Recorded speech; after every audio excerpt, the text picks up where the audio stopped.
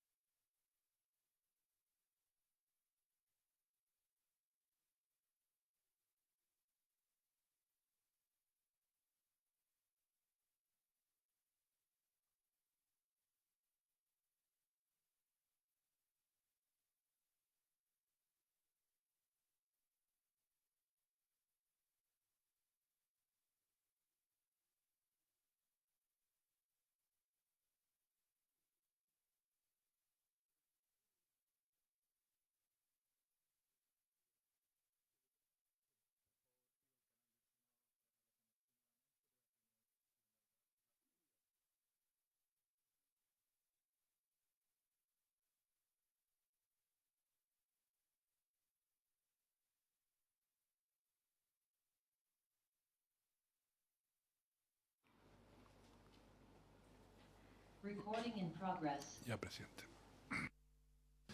Buenas tardes. Vamos a saludar al presidente de la Corte, de la Santísima Corte Suprema, don Ricardo Blanco, a la ministra que lo acompañan, doña Gloria Ana Chévesis, Adelita Rabanales y doña María Cristina Gajardo. También vamos a saludar de la Corporación Administrativa del Poder Judicial a la directora suplente, la señora Andreina Olmos, al señor director, en este caso el coordinador de Administración y Finanzas, don Giovanni Godoy, de la Academia Judicial, y también de presupuesto a la señora Mabel Barrales y al analista del sector, doña Marcela Lagos. Nos convoca hoy día a saludar también a la senadora y al diputado que nos acompañan. Nos convoca hoy día el ver la ejecución presupuestaria de 2024 de la partida 03 del Poder Judicial para poder conversar, así que, señor presidente, le cedo la palabra y después, al término de la exposición de usted, los senadores y diputados haremos las consultas respectivas en la materia que abordemos. Le ofrezco la palabra. Buenas tardes, presidente. Honorables miembros de la tercera subcomisión mixta de presupuesto, representantes de la Dirección de Presupuesto del Ministerio de Hacienda, otras autoridades presentes, señoras y señores. Asistimos complacidos a esta sesión con el objeto de poner en su conocimiento el avance en la ejecución presupuestaria de la partida 03 correspondiente al Poder Judicial. En esta ocasión me acompañan las ministras de la Corte Suprema e integrantes del Consejo Superior de la Corporación Administrativa, señora Gloriana Chevesich, la señora Adelita Rabanales y la señora María Cristina Gajardo. También lo hace la señora directora suplente de la Corporación Administrativa del Poder Judicial, doña Andreina Olmo, y el subdirector suplente, don Alex Sarabia. También asiste el coordinador de Administración y Finanzas de la Academia Judicial, don Giovanni Godoy. Además se encuentran presentes las jefaturas de ambas instituciones, responsables directos de la ejecución presupuestaria y de las iniciativas que están en desarrollo, quienes podrán responder preguntas específicas. Me parece relevante en esta oportunidad y previo a la revisión de las cifras, destacar que los recursos presupuestarios asignados resultan de vital importancia para otorgar a la ciudadanía una justicia de calidad, oportuna y transparente y de total acceso, constituyendo el medio para cristalizar nuestro objetivo estratégico, que no son otros que la satisfacción de las necesidades de las personas en la materia de justicia. Es importante señalar que la ejecución presupuestaria del primer semestre del 2024 de la partida 03 del Poder Judicial está en correspondencia con la realidad económica de nuestro país, todo lo cual se halla en estrecha relación con la entrega de los servicios que este poder del Estado brinda a la ciudadanía. Un desafío creciente de los últimos años para este sistema jurídico estatal radica en la implementación de diversas leyes de compleja operación, que obligan no solo a adecuar las actuaciones, tecnología y capacitación interna, sino también a coordinar esas acciones con los otros actores involucrados para fortalecer la gestión judicial de los tribunales. En esa dirección resulta pertinente agradecer a doña Mabel Barrales, jefa del sector Ministerios Políticos y Poderes Autónomos de la Dirección de Presupuesto del Ministerio de Hacienda, por su permanente apoyo y cuya orientación ha sido fundamental en la gestión presupuestaria. Durante esta sesión se presentarán algunos nudos críticos en la partida presupuestaria, por lo que resulta crucial que se comprendan estos desafíos que enfrentamos con el objetivo de buscar soluciones y evaluar la posible asignación de recursos adicionales durante el presente ejercicio fiscal, de acuerdo con los antecedentes que se expondrán. Dicho esto, señor presidente, cedo la palabra a la directora suplente de la Corporación Administrativa del Poder Judicial, señora Andreina Olmo, quien ofrecerá un informe detallado sobre la situación actual, los proyectos desarrollados durante este primer semestre y las necesidades adicionales identificadas. Muchas gracias. Muchas gracias, presidente. Tal como usted lo solicita, le damos a la palabra a la señora Andreina para que nos haga la presentación del avance del presupuesto 2024. Señora Andreina, tiene usted la palabra. Muchas gracias, presidente, senadora, diputado. Para introducir la presentación, vamos a presentar algunos datos respecto de las estadísticas de ingreso de causas del Poder Judicial para mostrar cómo se ha ido recuperando el ingreso de causas desde la pandemia, volviendo a los niveles prepandemia en el año 2019. Entonces, eso ha implicado que la carga de trabajo de los tribunales en su mayoría se ha ido normalizando, pero muchos con un fuerte inventario, producto de algunas restricciones de tramitación que se implementaron durante la pandemia, y en otras judicaturas se observa importantes incrementos producto de leyes que han salido en los últimos tiempos. Ahí aparece, en el gráfico anterior, aparece la distribución respecto de cómo la mayor cantidad de causas que tienen por judicial son en materia civil, y le sigue la materia de familia. A continuación aparecen los ingresos por las distintas competencias del Poder Judicial. Entonces, en materia de familia, que es la primera, se observa el alza en los ingresos y también en los escritos, producto de la implementación de nuevas leyes, lo que ha significado una recarga de trabajo para estos tribunales, lo que se ve influenciado en que hay una constante solicitud de aumento de recursos, principalmente de personal. Entonces, estas causas han subido en más de un 30% y los escritos en más de un 50%, y si bien los ingresos tienden en la proyección de este año a estabilizarse, los escritos van a seguir aumentando. En materia laboral se observa una situación similar, donde el año 2021 se muestra una baja producto de la pandemia, pero luego un crecimiento sostenido de los ingresos que se espera que este año también terminen más altos que el año anterior y superando los niveles del año 2019, tanto respecto de los ingresos como de los escritos. Quisiera solicitar, disculpe, presidente, por la interrupción, quería solicitar, si fuera posible, que nos hicieran una lámina con esto mismo los ingresos, pero por regiones. ¿Sí? Por sí, regiones sí. y por materia. ¿Ya? Gracias.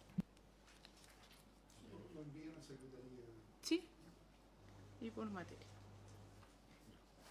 Ya, nosotros lo enviamos esta semana.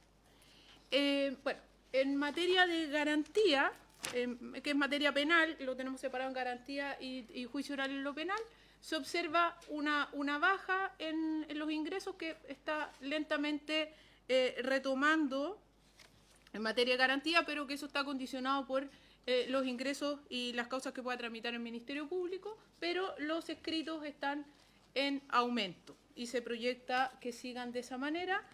En juicio oral se observa que hubo una baja significativa producto de la pandemia el año 2020, y posterior a eso hay un incremento constante de los juicios que se han ido retomando en materia penal, y se observa una tendencia a estabilizarse durante este año, y los escritos van a seguir subiendo, tal como lo han hecho desde el 2021.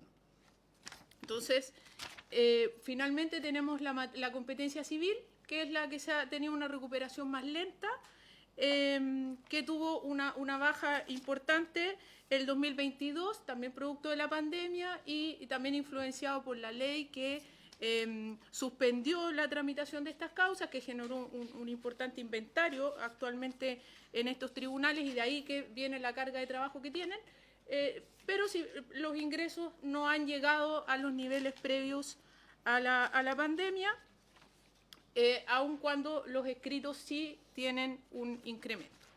Entonces, esa es la realidad del Poder Judicial en términos de la carga de trabajo, y ahora vamos a entrar de lleno en la parte de la ejecución presupuestaria de la partida 03, que, como se observa, el presupuesto está concentrado en gasto en personal, aproximadamente el 80% de los recursos asignados al Poder Judicial, el 12% corresponde a operación y un 4,5% a iniciativas de inversión. Esos son los ítems más importantes en términos numéricos. En años anteriores, la ejecución presupuestaria del Poder Judicial ha estado cercana al 99%, sobre el 99%, y se espera que este año también tenga un ejercicio similar. entrando a las partidas o a los programas que componen la partida 03, está el Poder Judicial, que tiene el programa 01 y 02, que son los tribunales y las unidades de apoyo, la Corporación Administrativa, que tiene, además de gasto en personal, tiene gasto en distintos subtítulos para la administración del Poder Judicial, y la Academia Judicial, que representa un 0,6% del presupuesto. Como se ve, el 71% está destinado a presupuesto del Poder Judicial y corresponde al subtítulo 21. En lo que respecta al avance de la ejecución presupuestaria de la partida en su totalidad, se registraba al 30 de junio una ejecución del 52,3%, con un 55% de ejecución del gasto en personal, lo que debe irse corrigiendo durante el año, producto de que hay algunos ajustes al presupuesto vigente, aún pendientes, producto del reajuste y del reajuste de las remuneraciones y de los bonos institucionales. Tenemos un 48,9% en el subtítulo 22 y en iniciativas de inversión un 21%, y haciendo referencia a los aspectos más significativos, independiente que vamos a ver el detalle más adelante. Entonces, acá esta lámina muestra también la ejecución respecto del total, un 52,3%, y luego se abre en estas partidas donde se observa que las que tienen menor ejecución al 30 de junio es la correspondiente al subtítulo 29, que vamos a explicar más adelante la situación. Se trata de equipamientos informáticos y licencias informáticas que están en proceso de compra y por eso registran un 1,6% al 30 de junio de ejecución, y el subtítulo 31, que tiene un 21,6%, que también vamos a ver más adelante en detalle a qué corresponde. Presidente, corresponde a la Academia Judicial estas láminas. Con su permiso, señor presidente, paso a exponer la partida 03 correspondiente a la Academia Judicial. Como se puede apreciar en la lámina, bueno, la Academia Judicial en el primer semestre lleva una ejecución de un 42,3%, donde la mayor ejecución está en gasto en personal, donde, como lo decía nuestra colega Andreina, falta todavía algunas asignaciones que dar, por eso llevamos una ejecución de más de un 50%. En bienes y servicios llevamos un 46,7%, y en transferencias corrientes, donde está más del 50% del presupuesto de la Academia, llevamos un 34,9% ejecutado. Como se puede apreciar ahí en transferencias corrientes, que equivale casi a un 35% de ejecución, donde el programa de formación lleva ejecutado un 51,4% a la fecha, donde ya se han finalizado 2 programas de formación durante el año, que comenzaron en el año 2023 y finalizaron durante el primer semestre del 2024. En estos momentos se están ejecutando 2 programas de formación, el número 85 y el número 86, y están en proceso de selección por comenzar 3 programas más que se van ejecutando durante el próximo año. Por el parte del programa de perfeccionamiento, a la fecha va un 21,6% de ejecución, lo que es muy bueno a la fecha, ya que en años anteriores la ejecución de este programa comenzaba a partir del mes de mayo y este año hemos comenzado a partir del mes de abril.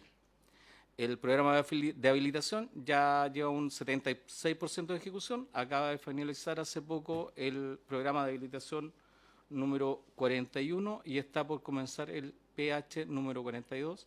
Y el programa de perfeccionamiento extraordinario lleva un 18% y prácticamente vamos bien acorde a lo programado a la fecha.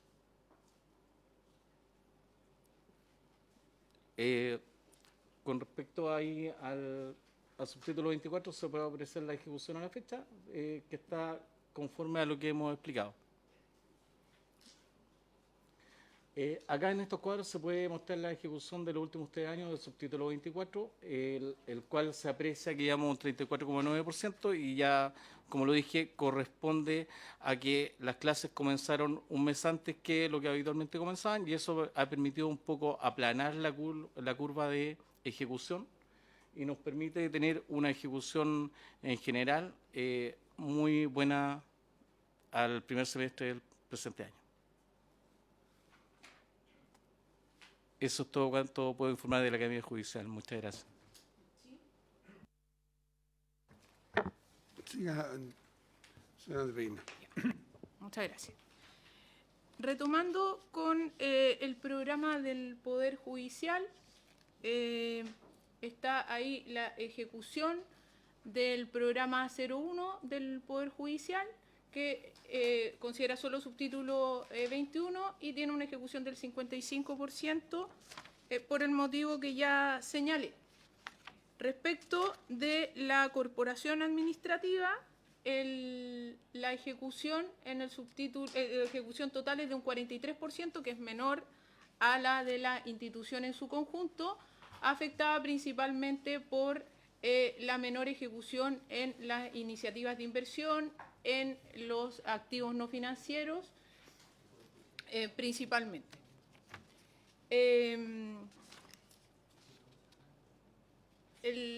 La ejecución del presupuesto vigente a la fecha, entonces, considerando el Poder Judicial, la Corporación Administrativa y la Academia, es de un 52,3%, como se había dicho inicialmente, donde la mayor ejecución está en el Poder Judicial y la Corporación y la Academia están en torno al 43%. Respecto de las líneas programáticas que tiene el Poder Judicial y que significan ejecución presupuestaria especial, tenemos el programa de apoyo a tribunales por la ley 21.484, que es la ley de responsabilidad parental, en que se solicitó en la ley de presupuesto del 2024 recursos para fortalecer las dotaciones de los juzgados de familia por una cantidad de 242 funcionarios, pero la ley de presupuesto asignó 193, quedando un compromiso por entregar el presupuesto correspondiente al faltante de funcionarios. Entonces, actualmente falta por recibir esos 1.085 millones que corresponde al diferencial y por eso la ejecución de este programa es un poco superior al 50%, es un 57,8%. Están las personas, las 42 personas contratadas y apoyando a los juzgados de familia. En el proyecto de ciberseguridad, que se le entregaron recursos a la Corporación Administrativa, están autorizados los cargos y están en proceso de ser provistos durante este mes de septiembre. En el subtítulo 24, el Poder Judicial tiene financiamiento para becas de posgrado por un total de 132 millones, los cuales se adjudican de acuerdo a un reglamento que está establecido por la Corte Suprema. Este año se han hecho 2 procesos de concurso para asignar esos recursos.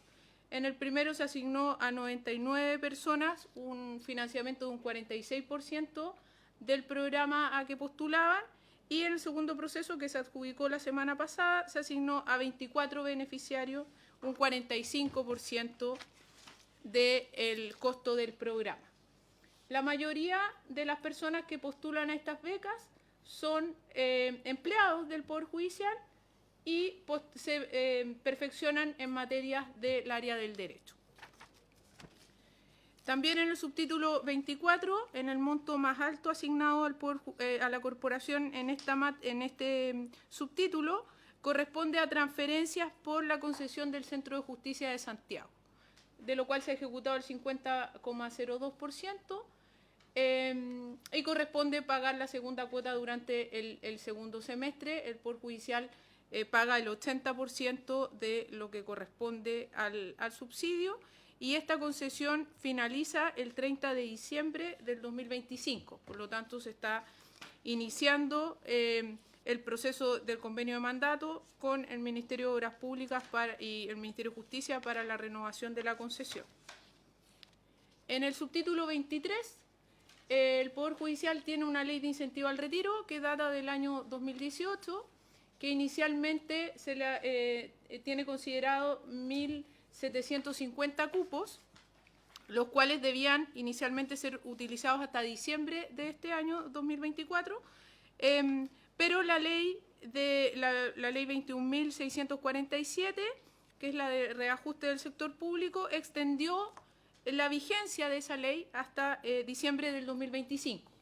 Y además incorporó la posibilidad de que postulen durante este año personas mayores de 70 años que ya se había extinguido para ellos el beneficio por haber cumplido 65, se les dio una oportunidad especial de postular y se acogieron al incentivo al retiro 53 personas. Y también se incorporó la posibilidad de que postulen personas con enfermedades terminales. A la fecha se ha acogido una persona a ese sistema de postulación. Con todo, a la fecha tenemos una ejecución del 76,1% y acá se estima un presupuesto faltante producto de estas postulaciones adicionales que va a estar sobre el valor asignado en el presupuesto, pero dentro de los cupos que asigna la ley, entonces se estima un faltante de 4.700 millones. En el subtítulo 21, el Poder Judicial tiene un proyecto especial que está fuera de la ley de presupuesto ordinaria, digamos, de la base presupuestaria, y que corresponde al proyecto post-COVID para atender la acumulación de causas pendientes asociadas a la pandemia. Este programa tiene un plazo de 3 años que finaliza durante este año, que es el tercero, y busca apoyar a los tribunales a través de asignación de jueces destinados y permitir la aplicación del artículo 47 que le permite, del Código Orgánico de Tribunales, que le permite a los juzgados de letras contar con 2 jueces, el secretario pasa a ser juez suplente. Entonces, con eso permite que puedan avanzar más rápido la tramitación de estas causas que quedaron pendientes por las distintas situaciones derivadas de la pandemia. A la fecha, tiene un 43% de avance este proyecto y se espera que durante el segundo semestre podamos aumentar el gasto, producto de que el Comité de Ministros que está a cargo del proyecto ha autorizado nuevos tribunales que se incorporen a este sistema de apoyo para utilizar esos recursos pendientes. Entonces, se proyecta que se va a gastar en su totalidad. En el subtítulo 29, que es el que genera actualmente, registra menor ejecución, los ítems que están autorizados al 30 de junio eran equipos informáticos por 1.551 millones y programas informáticos por 5.519. Lo referente a equipos informáticos corresponde a renovación de servidores que se asignaron como un financiamiento especial para este año y están en un segundo proceso de licitación, producto de que el primer proceso no fue posible adjudicarlo. Entonces, está dentro de los plazos para poder ser ejecutado durante el segundo semestre esos recursos y comprados los equipos comprometidos. Respecto de programas informáticos, las licencias que se requieren renovar vencen durante el segundo semestre, algunas de ellas en agosto, septiembre, y las que tienen mayor costo vencen en diciembre, que es una licencia de ciberseguridad y la otra de Microsoft. Entonces, entre ellas dos son cerca de 3.000 millones, por lo tanto, el grueso de la ejecución se va a activar en el mes de diciembre con esas 2 licencias y el resto está en proceso de renovación para poder dar cumplimiento a lo asignado en este subtítulo.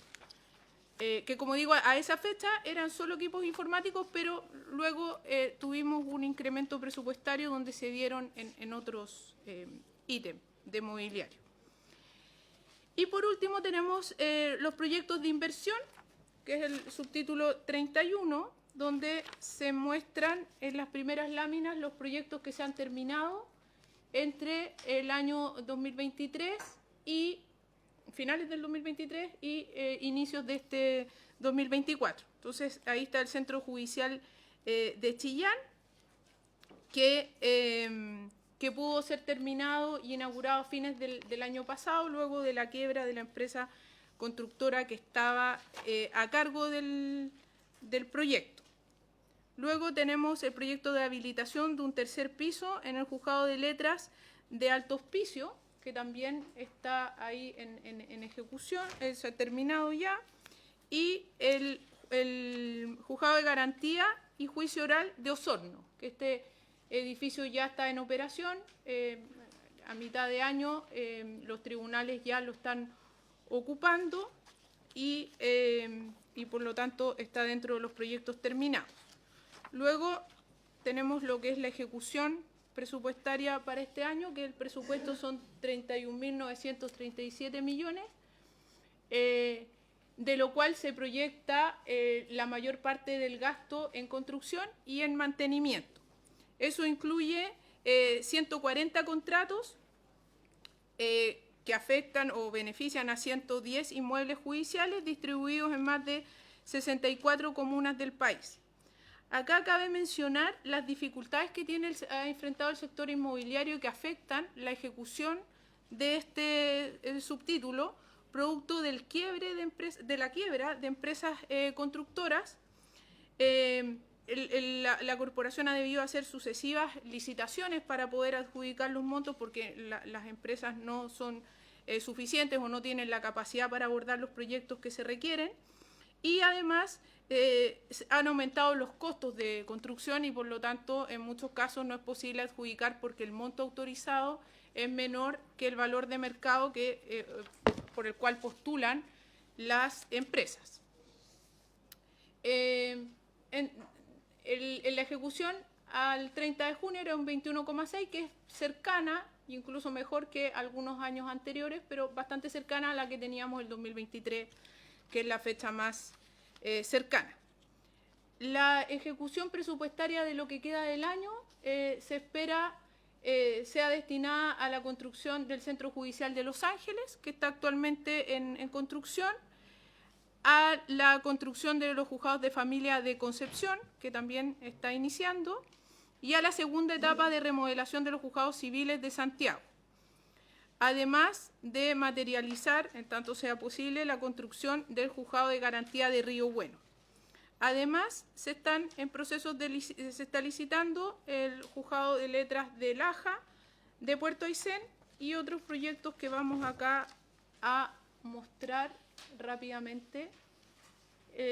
Como se ve, los 18.000 millones de construcción están concentrados en el juzgado de Los Ángeles, que tiene una proyección de 7.721 millones. El juzgado de la habilitación de los juzgados laborales de familia y civiles de Temuco no va a ser posible de ejecutar este año porque el proceso de licitación debió ser declarado desierto porque las empresas que se presentaron resultaron que no eran admisibles. Entonces se va a abrir un nuevo proceso, pero ya no va a ser posible ejecutarlo este año. Y sí estamos avanzando en el Tribunal de Familia de Concepción por 2.492 millones. Esos son los más representativos. Y ahí tenemos algunas fotos de la construcción de Los Ángeles, que tiene un avance de un 45%. Están empezando las obras de terminación. El Juzgado de Familia de Concepción, que se está iniciando ahora la construcción luego de 3 licitaciones fallidas. Esta es una obra menor que se está haciendo de cierre en el juzgado de Osorno, de cierre de la obra, una plaza que estaba pendiente. Y este es el juzgado de los tribunales de Temuco, que no va a ser posible avanzar y que vamos a iniciar un 6º proceso de licitación, producto de que la empresa Valsola, que estaba a cargo de la remodelación de este edificio, quebró y desde esa fecha no ha sido posible volver a adjudicar la terminación del edificio. acá tenemos otros tribunales, por ejemplo, bueno, la Corte de Puerto Montt, teníamos presupuestada poder empezarla este año, pero no fue posible porque se declaró desierta la licitación, porque solo se presentó una empresa que estaba sobre el precio que teníamos autorizado, y ahí están los otros procesos en licitación, el juzgado de Putaendo, de Río Bueno, de Lebu, etcétera. Ahí está Vicuña, Laja, Porvenir, que ahí se está haciendo una nueva licitación, también tuvo que declararse desierta por falta de oferentes la licitación. Luego tenemos los proyectos de diseño, que acá se está trabajando en el rediseño para la construcción de los tribunales de Arica, la reposición de la Corte de Santiago, que es un proyecto que está en carpeta para este año, pero probablemente no va a avanzar producto de algunas redefiniciones que es necesario hacer, y otros tribunales en Copiapó, en los juzgados laborales de Santiago. Entonces ahí están, y podemos después finalmente las obras de mantenimiento, que están en distintos tribunales ahí indicados, que son básicamente obras de conservación y mejora de tribunales existentes en el Poder Judicial, por un total de 12.000 millones. Eso sería, presidente. Muchas gracias, señora Andreina. Presidente, ¿quiere agregar algo más? ¿O alguno de los ministros que lo acompañan? Yo por lo menos estoy conforme con la exposición, no sé si algún ministro quiere agregar algo. En la Corte, ¿no? Ok, muchas gracias. Ofrezco la palabra, senadora. Gracias, presidente. Saludar al presidente, a los ministros y a los funcionarios que lo acompañan. Agradecer la presentación. Tengo hartas dudas. Presidente, tengo dudas respecto de esta presentación, y voy a hacer un abuso de confianza. Tengo también algunas dudas sobre otras materias en general, presidente.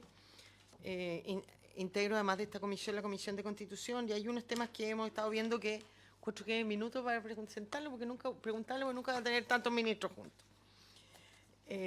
Voy a partir por esos temas general y luego vamos a ir a los temas de esta presentación.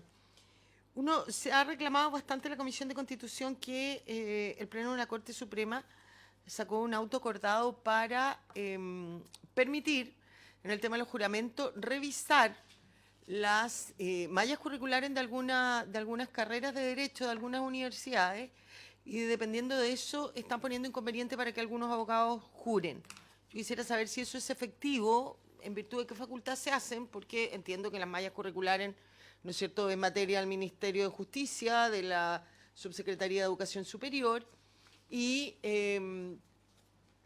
los requisitos para el juramento están como plenamente establecidos. Yo puedo compartir, si es que esto fuera efectivo, yo puedo compartir que a lo mejor es importante exigir mucho más en carreras de derecho, pero no sé si esto le corresponde a la Corte Suprema dictar un auto acordado más que hacer la observación a la Subsecretaría de Educación Superior. Lo otro que me gustaría saber es cómo se lleva adelante la postulación a los cursos de la Academia Judicial. Quisiera, presidente, si nos pudiera hablar brevemente de la posición de la Corte respecto al tema carcelario y la crisis, desde el punto de vista, ¿no es cierto?, de la ocupación y la falta de cárceles. Quisiera saber también dos temas que me dejaron impresionada el año pasado en esta subcomisión. Uno era el número de intentos de hackeo, aunque no tuvieran efecto. Se hablaba el año pasado cerca de 2 millones de intentos de hackeo. Quisiera saber si eso sigue o ha disminuido, y si siguen, efectivamente, si también siguen sin producir efecto.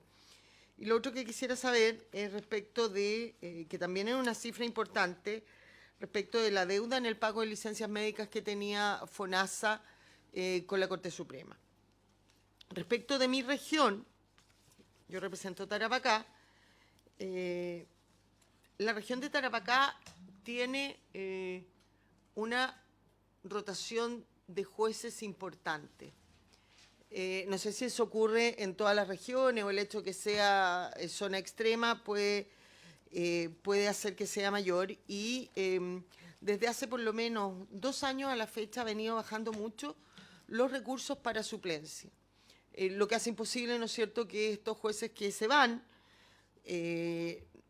no puedan ser reemplazados, ni con una suplencia, ni con una contrata, y quisiera ver cómo ve la Corte eso y si es posible mejorar eso, hacer una mejor distribución de los recursos de suplencia hacia las regiones extremas.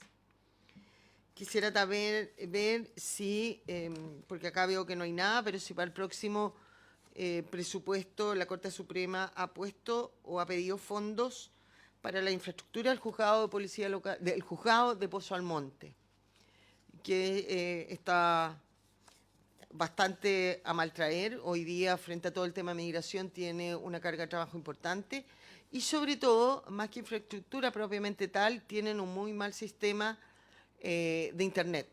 Y eso hace que se ralentice mucho más su funcionamiento.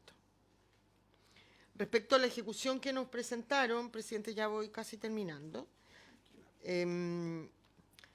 Ya solicité si nos pudieran hacer llegar los ingresos de causas por región y por materia. Espérenme, que ahora anoté algunas páginas. Quisiera si me pudieran explicar de mejor manera. Casi le doy vuelta esto.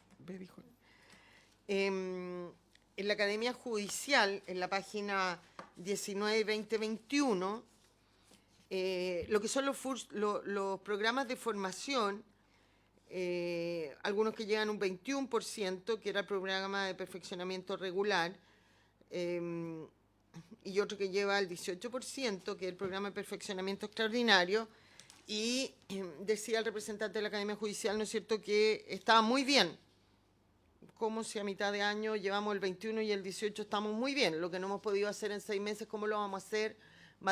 Mucho más del 50% en el segundo semestre.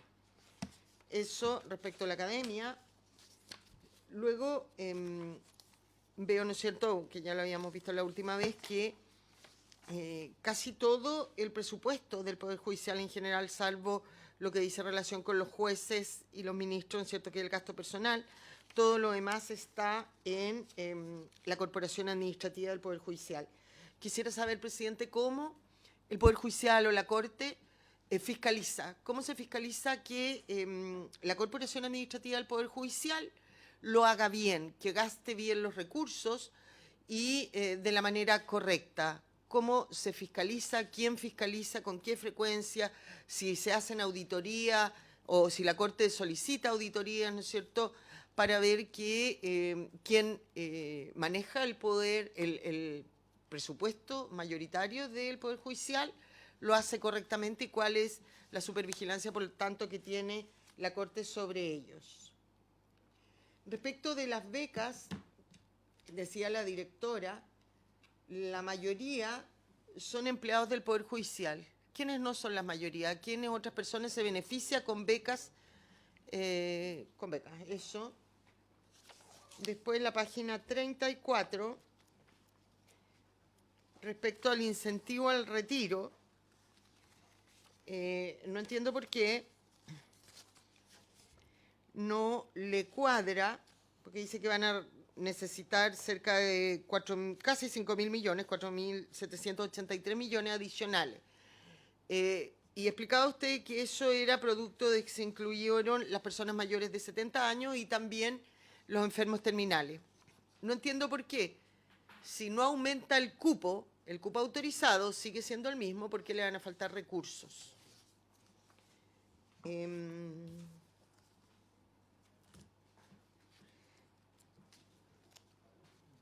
Luego en la página 37,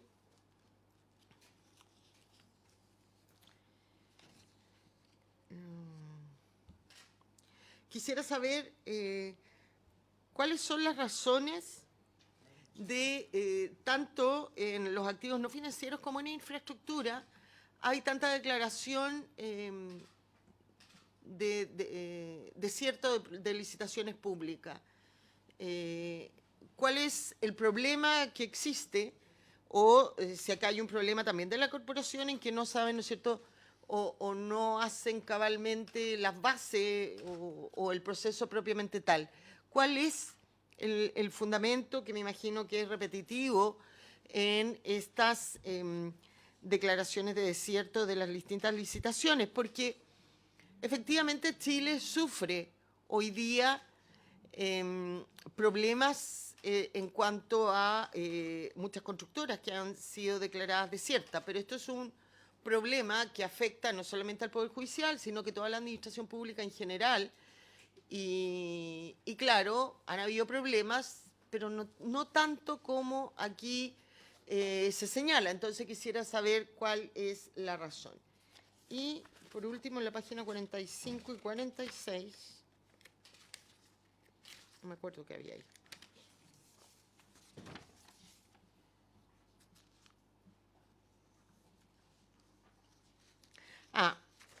Si me pudiera explicar un poco el presupuesto de inversión, esta frase que dijeron, pero que no logró comprender la cabalidad de lo que se dice, ¿no es cierto? Más de 140 contratos en 110 inmuebles judiciales distribuidos en más de 64 comunas del país. Si me pudiera desglosar un poco más, o si se refiere a todos los proyectos que vienen a continuación.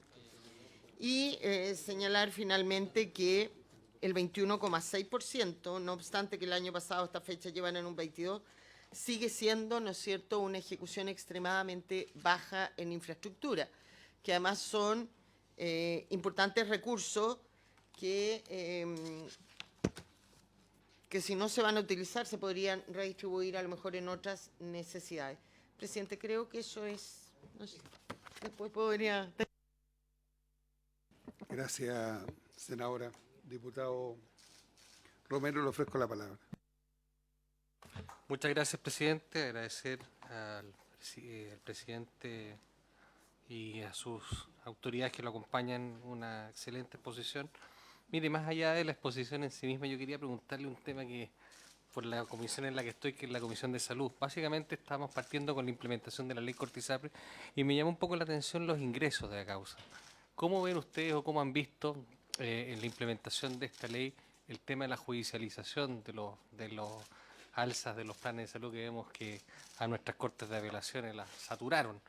Hoy día en la Cámara de Diputados aprobamos un proyecto para regular las adecuaciones de los planes, básicamente a través de la verificación y el ICSA en la salud. Pero preguntarle a ustedes si han visto algún cambio. Se prevé, por así decirlo, una disminución y obviamente todos esos recursos van a tener que reacomodarse. Hay salas especializadas, hay funcionarios que probablemente están procesando todo eso. ¿Cómo ven ustedes ese acomodo que se tendría que hacer naturalmente con la implementación de esta normativa? Eso nomás, presidente. Muchas gracias, diputado. Yo, presidente, le voy a preguntar por algo que visité hace pocos días, que es la Corte de Apelaciones, no pocos días, hace un tiempo atrás, la Corte de Apelaciones de Copiapó. Yo sé que hay muchos edificios que están con muchos años de vida útil, pero la verdad, que me llamó mucho la atención, que cumple con muy pocos estándares de salud. Tiene un baño por piso, tiene problemas de electricidad, porque cuando los funcionarios colocan algo para un hervidor o algo así, se corta el sistema. Yo sé que usted lo sabe porque en la visita se lo dijeron, pero mi obligación es representarlo el día de hoy. Y habiendo una especie de anteproyecto de diseño, y que además lo vi en la lámina hoy día, solo preguntar, porque es algo que los magistrados añoran, todos quieren que esto de alguna manera salga adelante. Yo veo que esto está en trámite durante el año 2024. Solamente saber en qué etapa se encuentra del diseño definitivo de ese para poder de alguna manera informarle a los magistrados. Lo demás, sumarme a lo que plantea la senadora con respecto a aquellas inquietudes y cualquier cosa que podamos ayudar. Nosotros siempre somos muy colaborativos, se lo digo desde ya, para el presupuesto 2025. Vamos a estar siempre a disposición de conversar y ver de qué manera nosotros podemos lograr que el Poder Judicial logre lo más cerca posible del ideal del presupuesto. Le cedo la palabra, presidente. Bien, son muchas las interrogantes planteadas, pero partiendo por lo último que usted manifiesta, me gustaría que Andreina y el jefe de infraestructura me pudieran dar cuenta de los avances y cómo va el proyecto.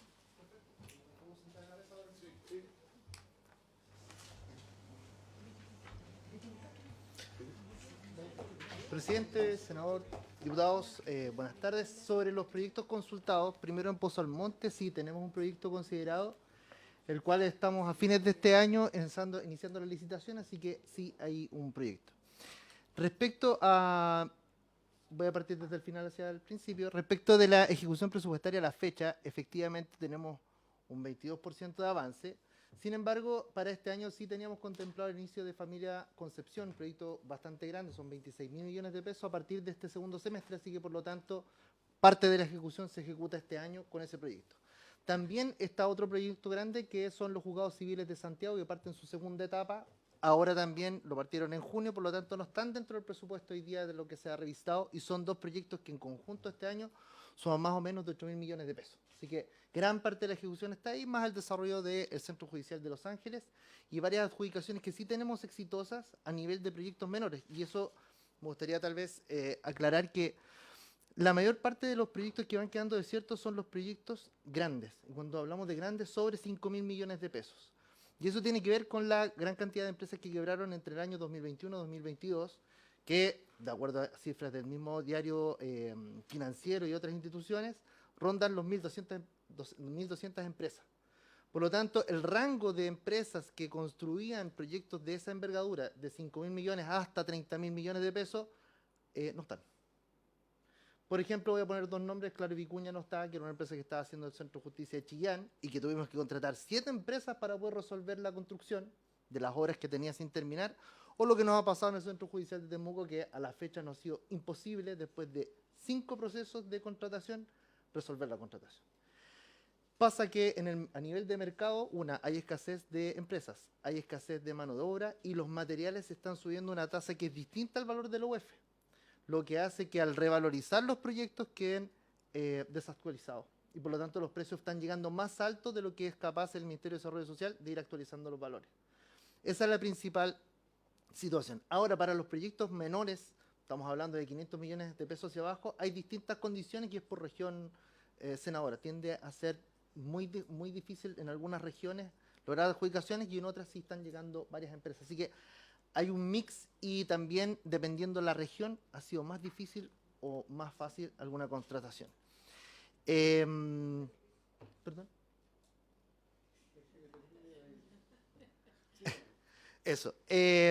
Y respecto de las estrategias, tenemos varios proyectos que están en etapa de licitación. Si bien es cierto, algunas licitaciones están quedando desiertas, como bien planteada, sí estamos haciendo también algunas revisiones de cuáles son las inadmisibilidades que tienen las empresas y hemos visto que en algunos casos tiene que ver con la lectura de las propias bases administrativas. Entonces vamos a ver algunas revisiones o mejoras que podamos hacer a nuestros procesos, pero también vamos a hacer algunas cápsulas que expliquen a las empresas cuáles son las inadmisibilidades más típicas que permitan en el fondo de alguna manera no cometer errores, perdonen la palabra, básicos, como que se equivocan en el título de un profesional que está claramente establecido en las bases. Entonces queremos hacer como un listado de cuidado con esto, que no se le olvide para que no quede inadmisible. Eso es, presidente, creo que atendí las preguntas. Es porque se vincula con lo mismo. A mí me corresponde, dentro del Consejo de la Corporación Administrativa del Poder Judicial, atender más de cerca los temas de infraestructura.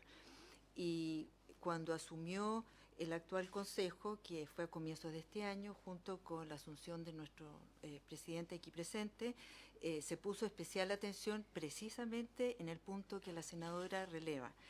Y yendo a una observación no tan de detalle, sino más estratégica, si se quiere, con la ministra Melo, que es una consejera que no pudo estar presente hoy, hicimos presente al Consejo la necesidad de hacer un reestudio profundo de las bases de licitación. Eso no es solo una idea, hemos dado pasos concretos en esa línea. Hay publicado en Mercado Público una licitación con fecha 27 de julio de este año. Doy los datos de la licitación 425-62-LS24, en donde se solicitan servicios personales especializados para mejoramiento de bases de licitación. Nosotros,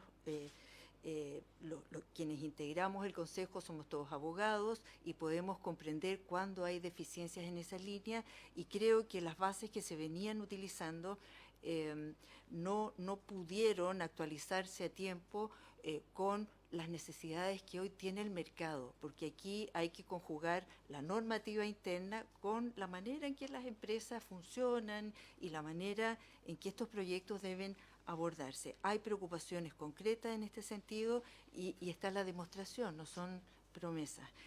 Hay naturalmente también inconvenientes prácticos producto de la pandemia que produjo una estrechez en el funcionamiento de las empresas constructoras. Eso es cierto, lo que ha expresado el jefe del Departamento de Infraestructura es efectivo, pero más atrás, en una mirada más estratégica, está este problema con nuestras bases de licitación que es real. Y eso provoca, este conjunto de elementos provoca que en muchas licitaciones llega, como recordaba la ministra Rabanales, llega normalmente en proyectos grandes e importantes para nosotros un solo oferente, y en esas circunstancias no podemos adjudicar estos proyectos porque terminaría siendo una compra directa, ¿no? Que tampoco podemos hacerlo. Ese es más o menos el contexto. ¿Pudiera agregar algo nomás en el mismo contexto? No solo decir que de este consejo...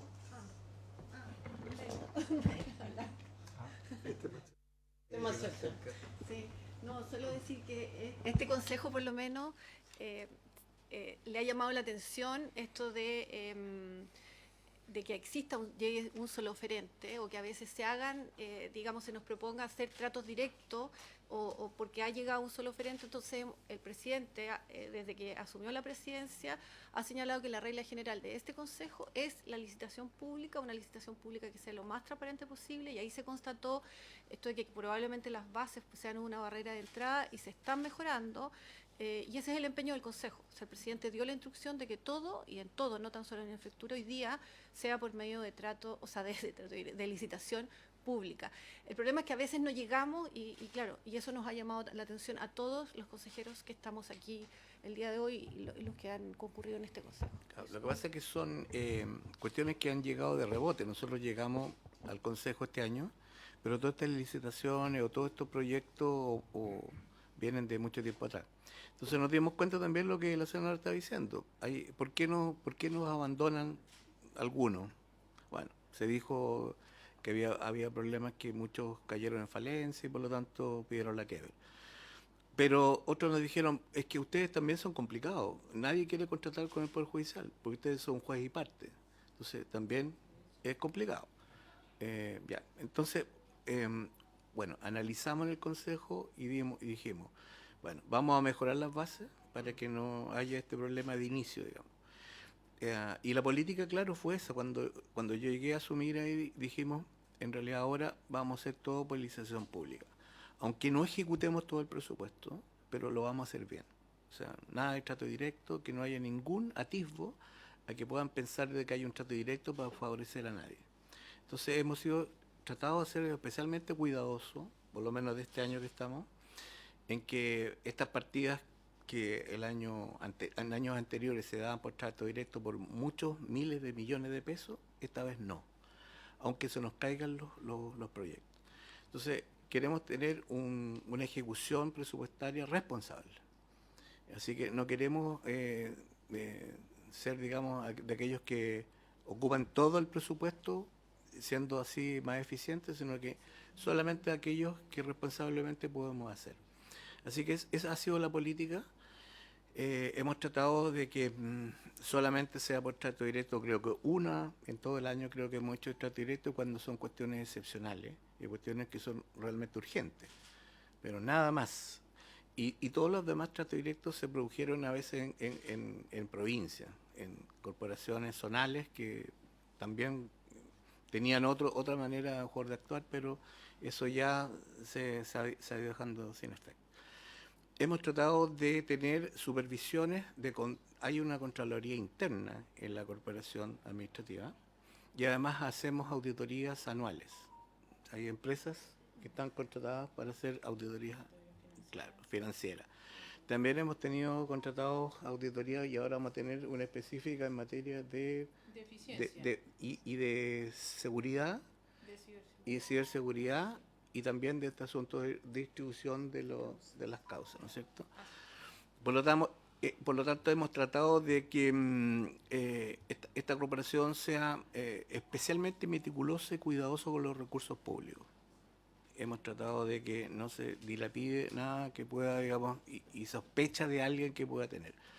Así que en eso hemos insistido, digamos, en que lo que nos ocupa es el buen, digamos, gasto público y que tenga un respaldo y que todo el mundo lo pueda ver.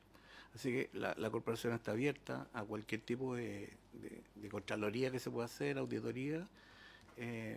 Y si alguien quiere hablar sobre este mismo punto.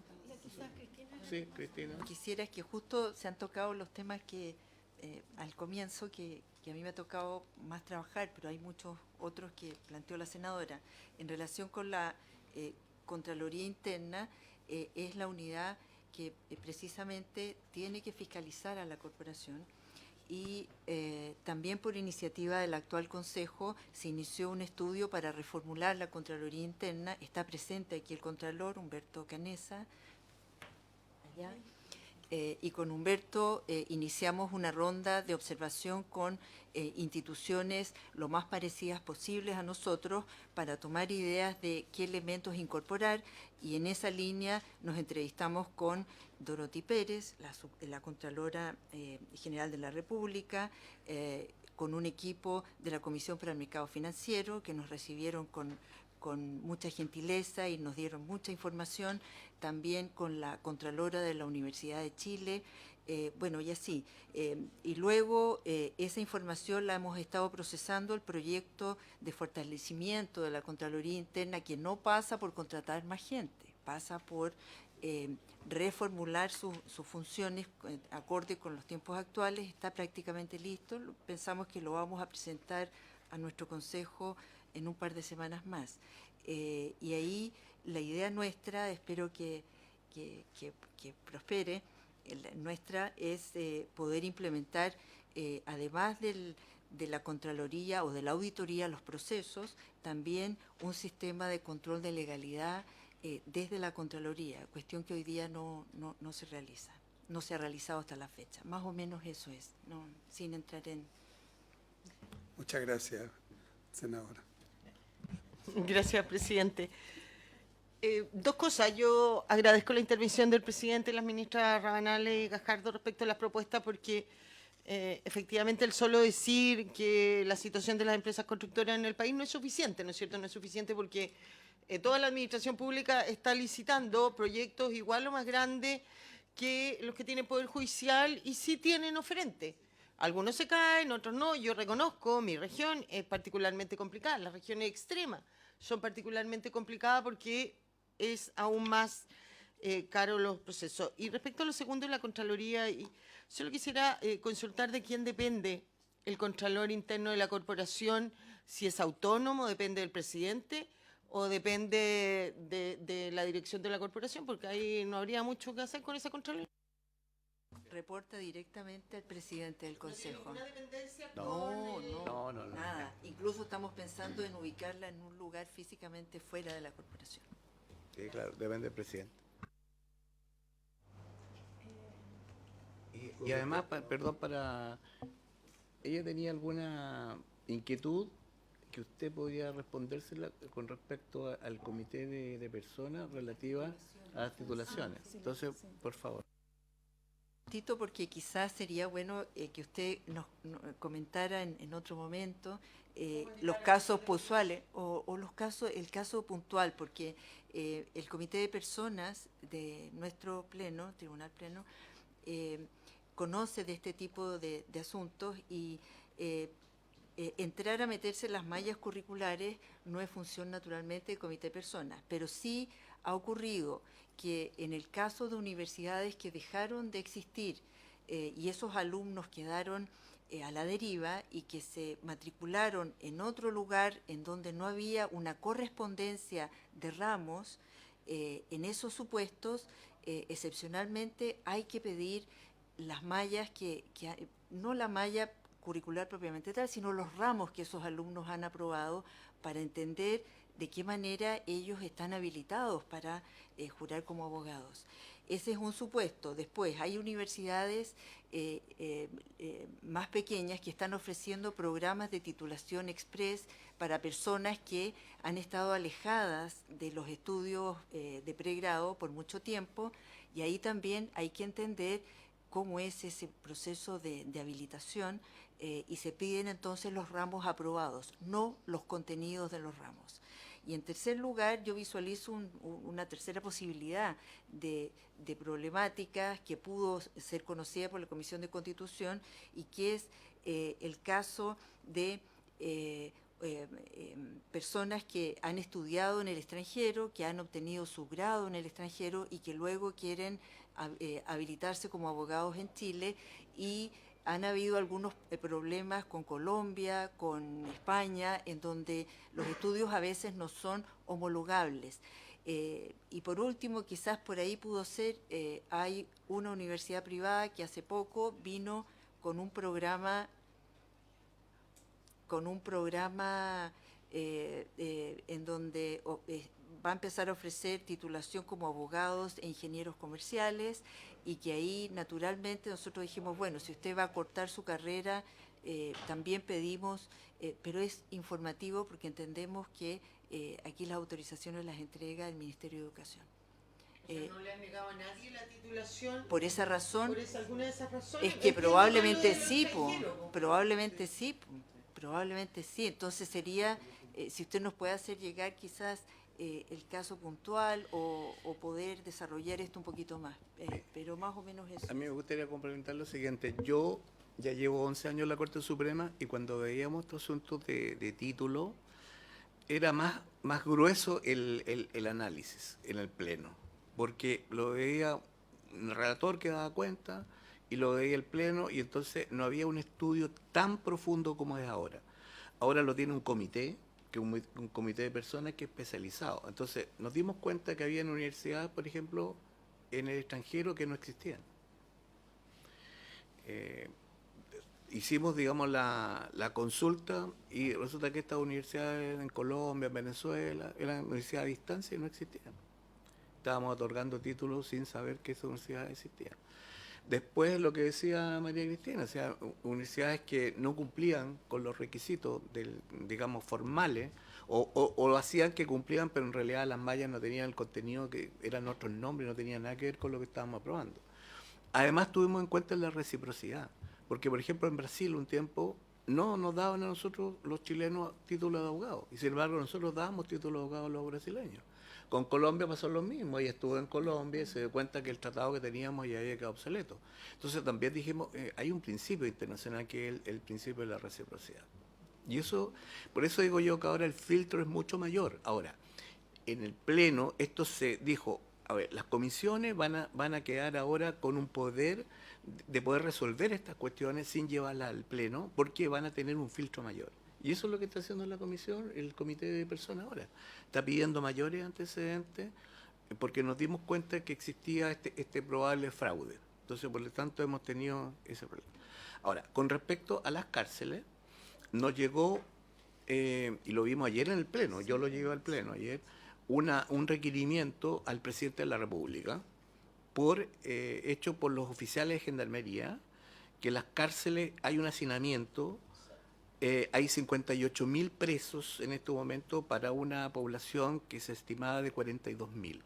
Por lo tanto, el hacinamiento, ellos dan cuenta ahí que no pueden hacerse cargo de la seguridad de los penales, ni que haya esta segregación entre la población penal, que hay bandas criminales que operan adentro, hay organizaciones delictuales que están operando dentro de esto, y que ellos no dan abasto para hacer esto, y que de alguna manera Justicia había tenido muchos encuentros con ellos para solucionar esto y habían, digamos, estos encuentros se habían detenido sin una notificación.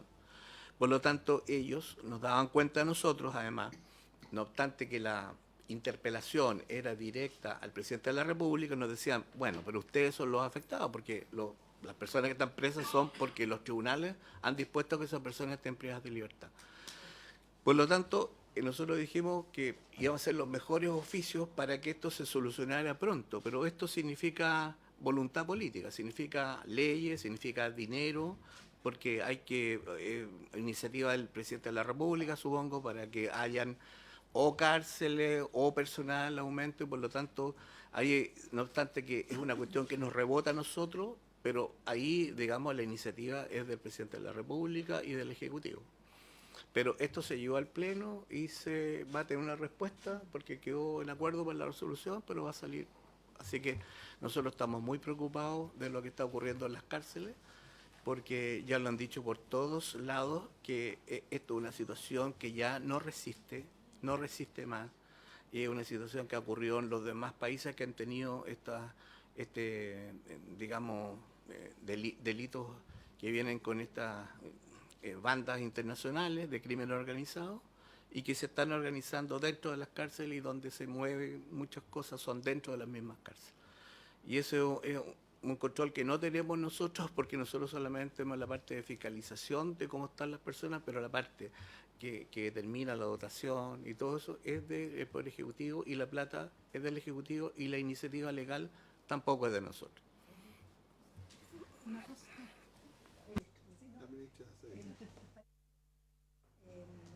Hay preguntas que usted formuló que debería responderlas la KPJ o también la Academia Judicial.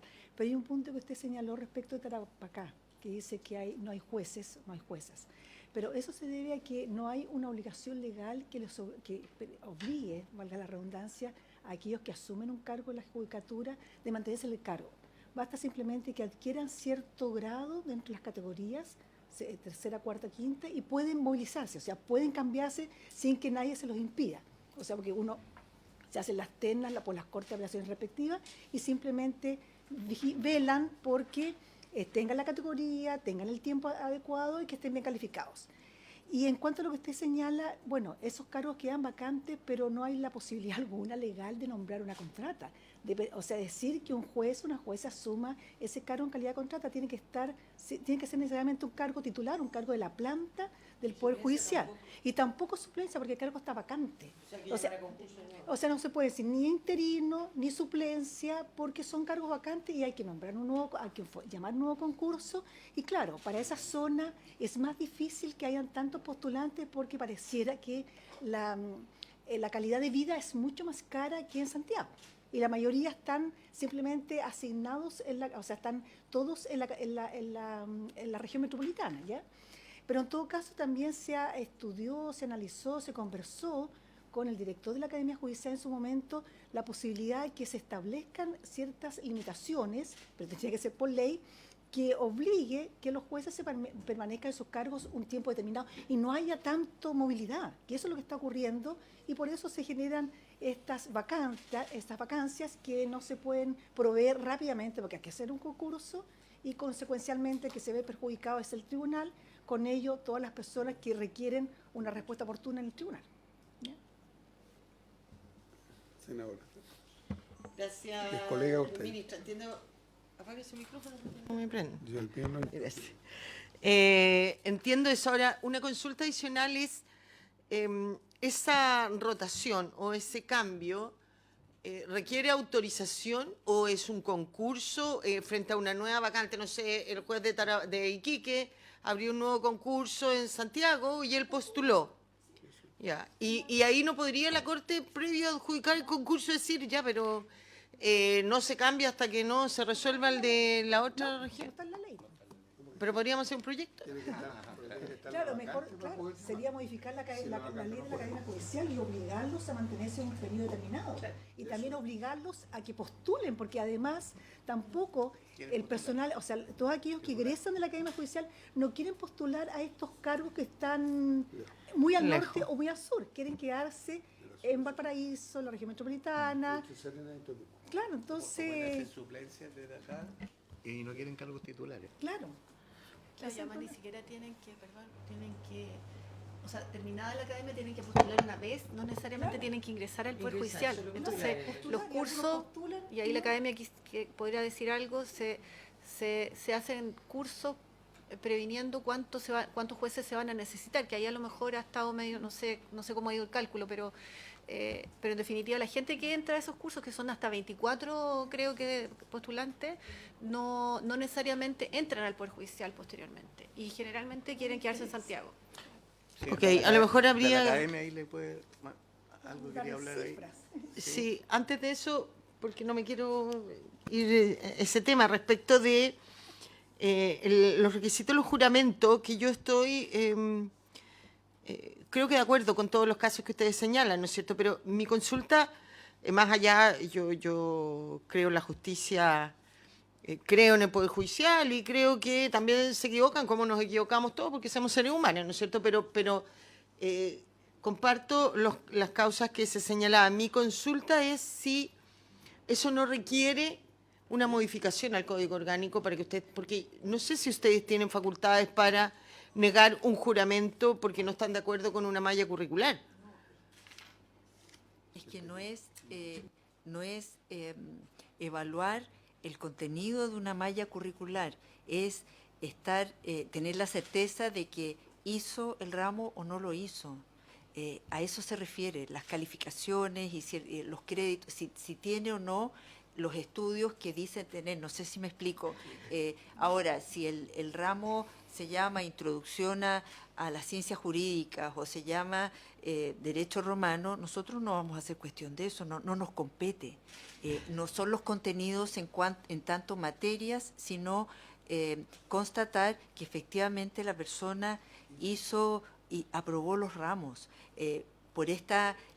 Por la migración en los estudios en donde internamente o desde el extranjero hacia Chile hay universidades que tienen sistemas distintos que han desaparecido. Es si aprobó o no aprobó, pero no entramos al contenido, no podríamos.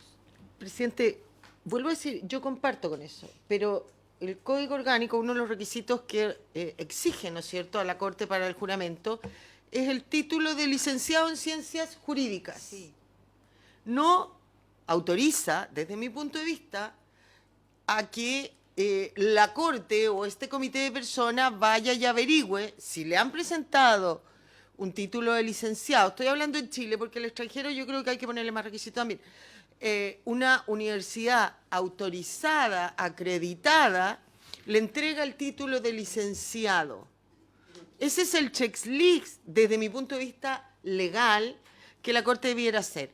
Yo comparto todo lo que usted ha dicho. Entonces, mi pregunta es, ¿no debiéramos entonces hacer esa modificación legal? Porque si yo reviso el Código Orgánico, donde están los requisitos que tiene que verificar la Corte para otorgar o autorizar el juramento, solo dice licenciatura en Ciencias Jurídicas. No dice que usted tiene que ir a ver si cursó el ramo, si lo hizo o no lo hizo. Vuelvo a decir, estoy de acuerdo con usted. Me gustaría saber si para mayor seguridad no debiéramos hacer a ese artículo entonces una modificación legal. Es que creo que no, yo también estoy de acuerdo con todo lo que usted señala, pero ¿qué hacemos cuando la universidad desapareció? ¿Qué hacemos? Porque estos casos grises, o bueno, ahora que se usa tanto ocupar la palabra opacidad, ¿no? Estos casos con opacidad suelen presentarse respecto de entidades que ya no tienen existencia legal, si ese es el problema. ¿Y cómo le vamos a pedir a esa entidad que nos emita el certificado de licenciado cuando no existe? Entonces, eso mueve a que los alumnos vayan a otro lugar, hacen 2 o 3 ramos express para poder habilitarse. Son esos casos. Y yo le vuelvo a plantear que sería súper interesante poder conocer a lo menos uno de estos casos para hacerle un seguimiento y entender, porque nosotros, más que nadie, o por lejos, queremos cumplir con todas las normas constitucionales, legales, con el ordenamiento jurídico en general. No nos interesa estarnos saltando requisitos. Senadora, le quiero proponer algo. Como usted está en Constitución y ellos tienen la disposición, bueno, pero es un tema que usted nos trae de allá para acá, que no es parte de esto. Yo le sugiero que la invite a Constitución y vean el tema de fondo que usted está planteando, que es súper entendible, ¿ya? Y uno le hace, pero que lo vea ahí para poder despejar. Porque también el señor tiene que responder muchas cosas suyas todavía. Entonces, una última frase. Porque sería importante, presidente, en lo que dice la ministra, porque también hay que investigar a las universidades finalmente, porque pueden ser las universidades los que están estafando a esos pobres jóvenes que ya vivieron, ¿no es cierto?, el término de una universidad, fueron y buenamente buscaron, yo me imagino, yo parto siempre de la buena fe, buenamente buscaron otra universidad, y si esa universidad le dice ya a estos 2 o 3 cursos y te entrego, no es el alumno el que está infringiendo, salvo que haya, ¿no es cierto?, también no sé, un ánimo de engañar. Es la universidad la que le dice, haga usted estos 2 o 3 cursos, me paga 1 año, 2 años, no sé qué, y yo le doy el título de licenciado. Entonces, ¿a quién hay que investigar? ¿A la universidad que entregó o prohibir a ese alumno jurar? Ahí yo tengo unas dudas, pero está bien, presidente, no hablo más sobre. Pero para terminar y redondear la idea, ¿por qué en algún momento no se entregó para la universidad el título? ¿Por qué se delegó en la Corte Suprema esa facultad? Porque entonces no era tan, digamos, confiable el título que entregaba esa universidad. Esas universidades que de repente aparecen, que desaparecen, que a distancia. Entonces, ¿por qué? Porque es la única parte en el mundo donde, yo tengo entendido, que nosotros entregamos el título de abogado. No obstante, nosotros no certificamos a esa persona, porque muchos ministros, no ha sido, digamos, pacífico este tema, muchos ministros mucho tiempo han sostenido que nosotros que entregamos el título de abogado diciendo que esa persona es idónea para ser abogado, deberíamos nosotros hacer un examen final y no esperar, porque han dicho eso, porque dice, nosotros le estamos dando el título, el pase a un abogado sin saber si es abogado, cómo fue ese currículum, cómo fue esa malla. Entonces, yo creo que en un momento dijeron, no era tan fácil que le entregáramos, porque en otros países pasa eso, que en la universidad lo entrega como licenciado y son licenciados y pueden obrar como abogados. Sin embargo, acá dijeron, aquí no lo vamos a hacer así. Aquí no basta solamente que sea licenciado usted, sino que el título se lo tiene que dar la Corte Suprema. Entonces la Corte Suprema tiene que tomar algún resguardo para darle a una persona el título de abogado, pues esa persona viene de una universidad que no tiene existencia, ¿cómo nosotros vamos a estar conectando esa, digamos, ilegalidad? Entonces yo creo que por eso necesitamos ley para hacer eso, porque está dentro de nuestra facultad, de nuestra potestad. Sí, pero mira, Sí, solamente la para terminar este tema por parte. Yo voy a insistir en que este es un tema más de Constitución que nuestro. Encargarle a la senadora que ojalá los invite y ahí ver todo esto que ha planteado usted, presidente, al último, y seguimos avanzando en lo que es el presupuesto. En lo de la ISAPRE que me contaba, digamos, nosotros hemos tenido, pero cantidades de recursos, digamos, por miles que se veían en la. Entonces, aquí Adelita, que es integrante de la tercera sala, puede más bien contestarle qué es lo que ha pasado y qué ha estado ahí. Sí, bueno, en definitiva es todo especulativo, porque en realidad la ley, yo trabajo en la tercera sala. Entonces, nosotros tenemos esta unidad que usted dice de protecciones, y en algunas cortes donde ha aumentado el nivel de causas de protección, se crean estas unidades para la tramitación de las protecciones. Pero no son unidades que, como usted decía, son recursos que se pierden porque la forma una relatora, 3 suplentes, o sea, no es en ningún caso algo que no vaya a servir a la Corte porque porque están ahí, son funcionarios de la Corte, pero además la tercera sala a nivel de protección tiene mucho. Tuvo que separar para dedicarse a las protecciones para poder calificar, porque son cuestiones que son masivas ya para nosotros en la tramitación que uno puede estandarizar. Pero el plan base no es todo en las ISAPRE, entonces tenemos ahora el tema de salud mental, el tema del factor etario y probablemente como todo se judicializa, entonces seguramente con la ley corta algún espacio seguramente va a haber que se puede judicializar y habrá que ver cómo se resuelve, porque eso marca, ¿cierto?, el trabajo de las Cortes también en cuanto a la cantidad de trabajo. Pero la tercera sala efectivamente tiene un nivel, porque como está en la pirámide y ve la mayor cantidad de causas, tenemos un sistema de tramitación masivo, pero con los pocos recursos que tenemos, tratamos de estandarizar porque son causas que son parecidas, o sea, no hay una cuestión jurídica involucrada que una vez resuelta una de un tipo o de otro, ya se puede resolver. Entonces, a su pregunta, en definitiva no son recursos que se vayan a perder en ningún caso los que están asignados, porque están asignados o en las Cortes con mayor cantidad de causas o en la Corte Suprema, donde, como le digo, la unidad es una relatora, 3 personas y personal temporal a medida que las necesidades lo van requiriendo. Entonces, no pareciera que tratamos con los recursos que tenemos en la Corte de gestionar bien los recursos que tenemos antes que pedir más recursos. De verdad que por lo menos ese es el espíritu que nos gobierna. Gracias, ministra.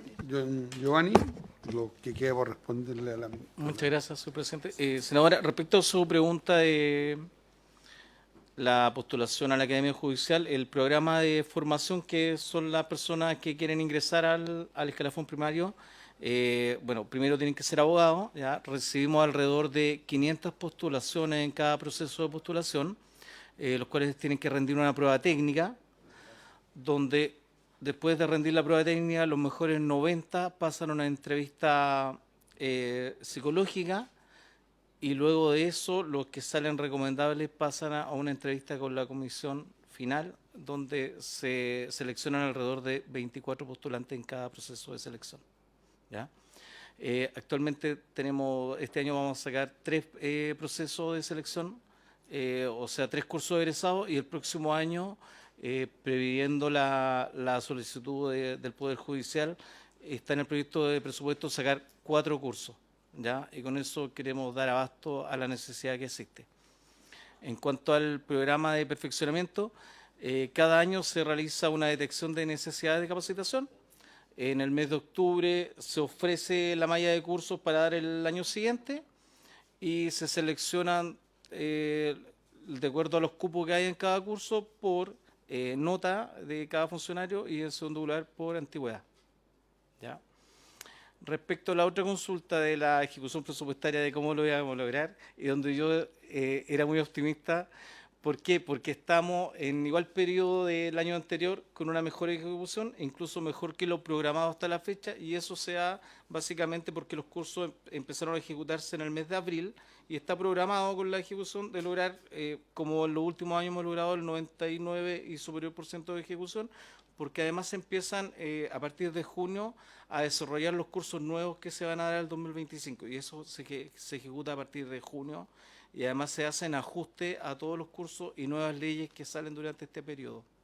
Por eso que vamos a lograr la ejecución presupuestaria programada. Andreina, quería responder sobre la FONASA a la senadora.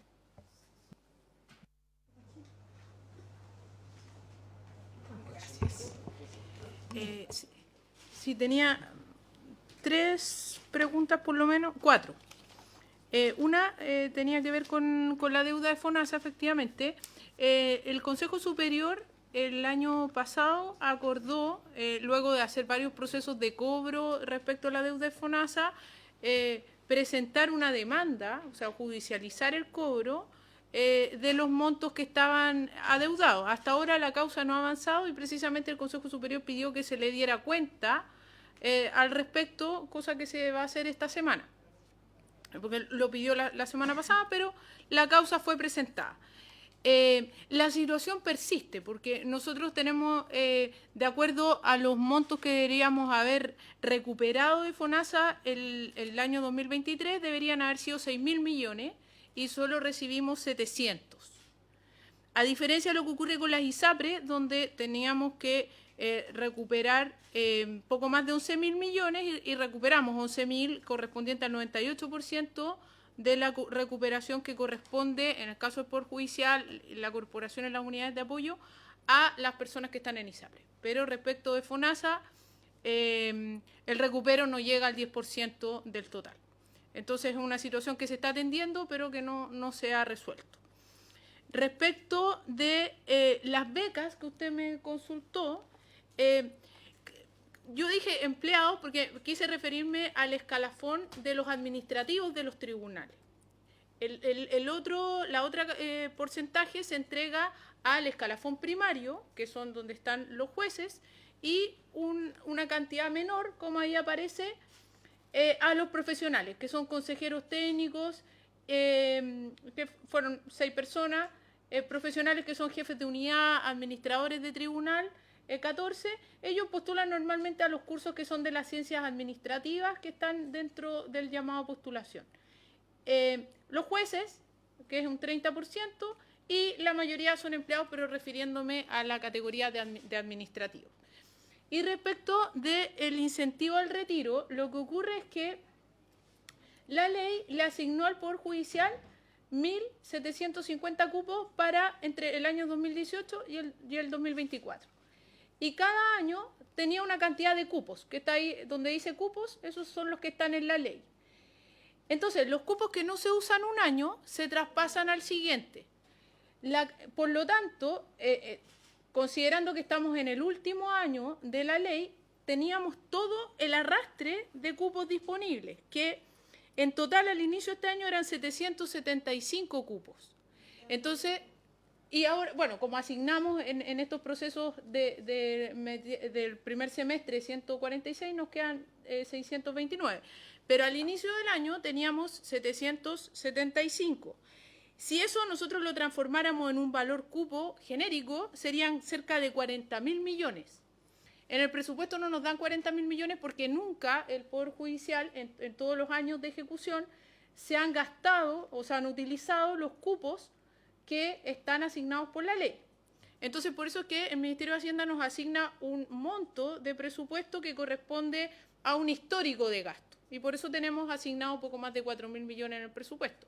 Pero lo que podemos gastar podría ser eventualmente los 40.000 si es que postularan 700 personas, cosa que no va a ocurrir, y por eso Hacienda no nos entrega el presupuesto completo de una vez. Y entonces en años anteriores también ha ocurrido que se suplementa el diferencial cuando la cantidad de postulantes es mayor que el presupuesto asignado. Eso es respecto del incentivo al retiro. Y la última pregunta, presidente, es respecto de los hackeos. Entonces está el jefe de informática.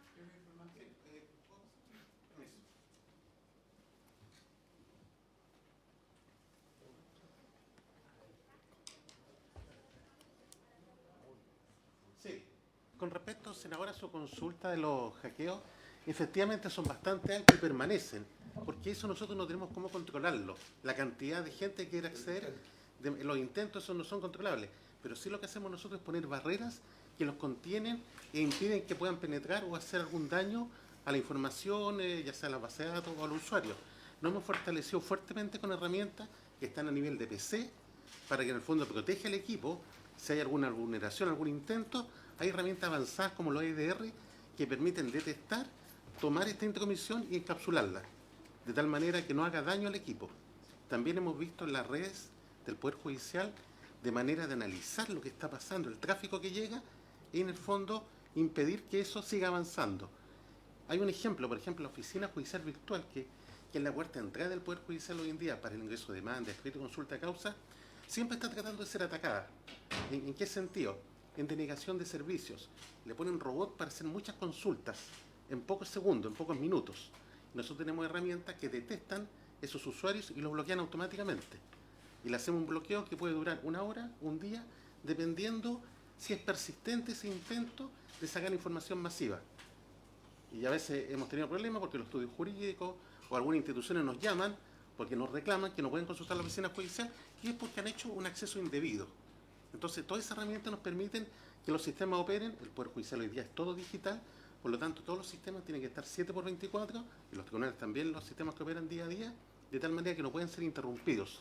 Y hoy día lo que el Poder Judicial ha hecho es invertir fuertemente en ciberseguridad.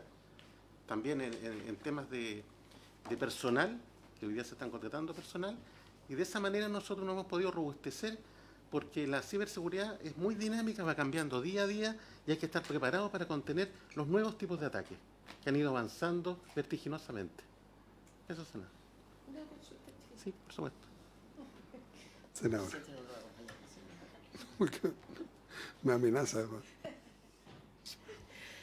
Dos consultas. El año pasado se explicó acá que una de las razones del gran número de hackeo era también, porque yo entiendo lo que usted me dice, pero todo eso opera, y la inteligencia artificial y la ciberseguridad, usted tiene que tener equipos modernos, y esos programas que usted pueda adquirir para que sean utilizados tienen que ser en equipos modernos. Exactamente. Y el año pasado se nos dijo acá que uno de los problemas al gran número de hackeo era que un número importante de los equipos computacionales del Poder Judicial eran muy antiguos, que impedían ponerle como ningún, no sé cómo se llama, ningún software que... Modernos. Entonces, mi pregunta va a si se ha podido ir renovando, porque creo que al final, claro, usted a lo mejor en su departamento informático tiene todo lo top. No, nosotros Pero vemos el tribunal de Pozo Almonte no tiene nada. Y tiene un PC súper antiguo que no le permite, ¿no es cierto?, prevenir estos hackeos. Vuelvo a decir, mi pregunta concreta, director, ¿se han podido renovar estos equipos tan antiguos del Poder Judicial o seguimos igual? A ver, ese punto puntual... Déjeme sumarme a la pregunta. Sí. El hackeo que nos dieron la vez anterior era de todos los 2022, pues. de todos los computadores que tenía el Poder Judicial en todo Chile. Exactamente. Por lo tanto, yo deduzco de ahí que de ahí están todos protegidos bajo una misma norma, independiente de los años. ¿Ya? Anda de los computadores, Pozo Pero, Almonte. pero si no estoy hablando de computadores, estoy hablando de cómo se protegen ellos de la información. ¿Ya? Porque la información que nos dio el ex presidente Fuente fue eso, que era una cifra bastante sideral, que era pero todo el sistema de computadores que tenía el Poder Judicial. Entonces uno deduce que en esos ataques están todas las regiones de Chile. Exactamente. ¿Ya? Sí, para poder responderle, senadora. Lo que el año pasado se mencionó era principalmente porque nosotros teníamos equipos en Windows 7 muy antiguos. Sí. Ya esos fueron reemplazados. Y hoy día estamos en un nuevo contrato que se firmó y se empieza a ejecutar a partir del próximo mes con el cambio de todo el equipamiento del Poder Judicial. El contrato significa que los equipos son iguales para todos los tribunales.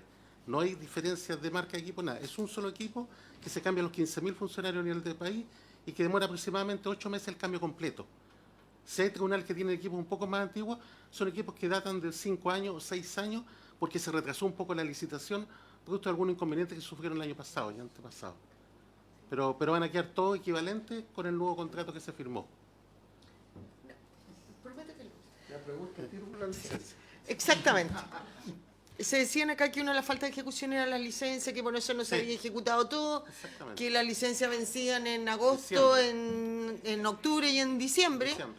Pero el problema es por qué se deja todo por última hora. Si yo sé que las licencias, además si son con marca, uno las tiene que comprar, ¿por qué usted no puede licitar hoy día o sobre todo con los problemas que tienen de declarar desiertas las licitaciones con anticipación y comprar la licencia que necesitan a contar de diciembre, de noviembre o de septiembre? ¿Por qué tiene que hacer esa licitación un mes antes, arriesgándose a que no le resulte y que el Poder Judicial termine funcionando con licencia caducada? Senadora, por ejemplo, como ejemplo, la licitación más importante, la renovación más importante es la de Microsoft, que es en diciembre. Pero eso es un contrato firmado. Lo que pasa es que el contrato vence en diciembre, la ejecución dura 3 años. Perdón, no hay licitación pública.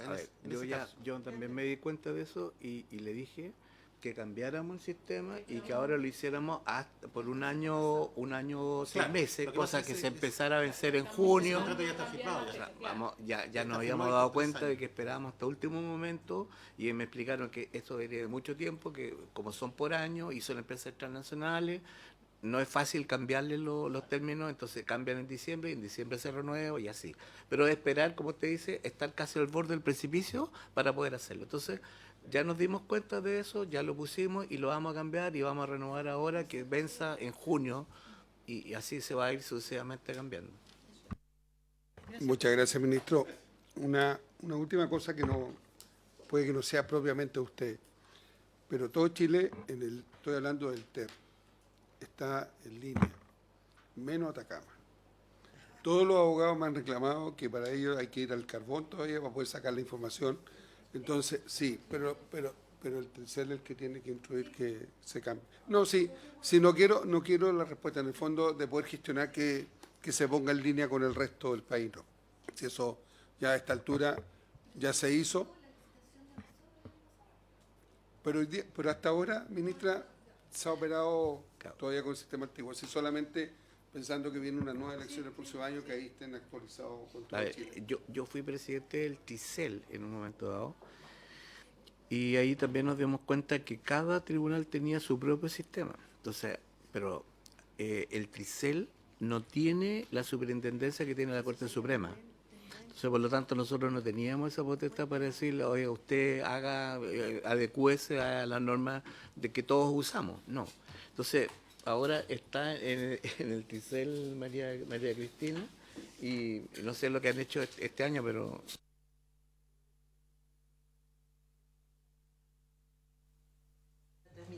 Muchas gracias. Presidente, darle las gracias a usted, a las ministras que lo han acompañado y a todos los jefes de servicio por la presentación. Nos vamos a ver en el mes de octubre, viendo ya la partida presupuestaria del año 2025. Y gracias por todo, y solamente esperar la información que pidió el desglose por regiones. Así que eso, así que muchas gracias por todo y un gusto haber estado con ustedes. No, muchas gracias a ustedes.